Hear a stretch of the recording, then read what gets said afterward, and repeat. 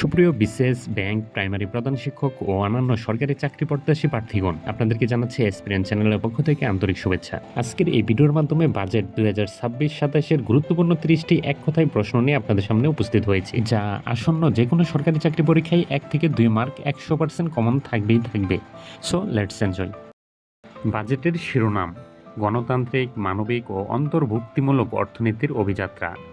Budget ঘোষণা করা হয় 11 জুন 2026। বাজেট কার্যকর হবে 1 জুলাই 2026 থেকে।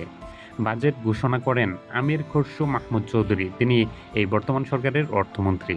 বাজেটের আকার 9,38,000 কোটি টাকা, জিডিপির 13.9%। রাজস্ব আয়ের লক্ষ্যমাত্রা হচ্ছে 6,95,000 কোটি টাকা, ঘাটতির পরিমাণ 2,43,000 কোটি টাকা। বাজেট ঘাটতি জিডিপির কত শতাংশ? 3.6%। বার্ষিক উন্নয়ন কর্মসূচি অর্থাৎ এডিপি বাজেটের কত কোটি টাকা? 3,16,075 কোটি টাকা। বাজেটে জিডিপি প্রবৃদ্ধির লক্ষ্যমাত্রা হচ্ছে 6.5%। মূল্যস্ফীতি হচ্ছে 7.5%। জাতীয় রাজস্ব বোর্ডের এনবিআর এর রাজস্ব আহরণের লক্ষ্যমাত্রা হচ্ছে 6,04,000 কোটি টাকা। এনবিআর বহির্ভূত কর খাত থেকে 25,000 কোটি টাকা রাজস্ব আয়ের লক্ষ্যমাত্রা রয়েছে।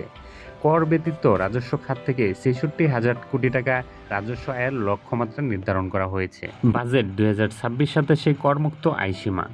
সাধারণ সীমা অর্থাৎ যে কোনো ব্যক্তির ক্ষেত্রে 3,75,000 টাকার উপরেই কেবলমাত্র টাকা হলে তাকে কর দিতে হবে। নারী বা 65 বছর ঊর্ধ্ব ব্যক্তির ক্ষেত্রে 4,25,000 টাকা। তৃতীয় লিঙ্গ ও প্রতিবন্ধী ব্যক্তির ক্ষেত্রে 5 লাখ টাকা। মুক্তিযোদ্ধা ও জুলাই যোদ্ধার ক্ষেত্রে 5,25,000 টাকা। বাজেট 2026-27 বরাদ্দের খাতসমূহ: স্বাস্থ্য খাত, এইখানে 62,853 কোটি টাকা বরাদ্দ দেওয়া হয়েছে।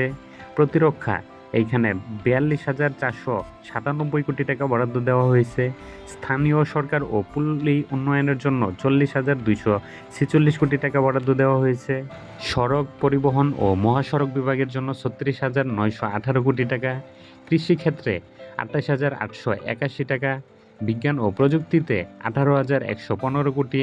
বিদ্যুৎ খাতে 14,996 কোটি টাকা এবং শিক্ষা বরাদ্দের সর্বোচ্চ খাত, যেখানে 1,22,497 কোটি টাকা বরাদ্দ দেওয়া হয়েছে 2026-27 অর্থবছরের বাজেটে। উন্নয়ন ব্যয়ের পরিমাণ কত? 3.16 লাখ কোটি টাকা। বাজেটে কোন খাতকে রপ্তানির পুনরুদ্ধারের প্রধান চালিকা শক্তি ধরা হয়েছে? তৈরি পোশাক খাতকে। বাজেটের আকার ডলারে প্রায় কত? $77 বিলিয়ন। মোট ব্যয় কত শতাংশ বৃদ্ধি পেয়েছে? 19%। তো বন্ধুগণ, এই ছিল মূল ভিডিও। আশা করি ভিডিওটি আপনাদের কাজে লাগবে। যদি ভিডিওটি ভালো লাগে তাহলে অবশ্যই লাইক, কমেন্ট, সাবস্ক্রাইব। ধন্যবাদ।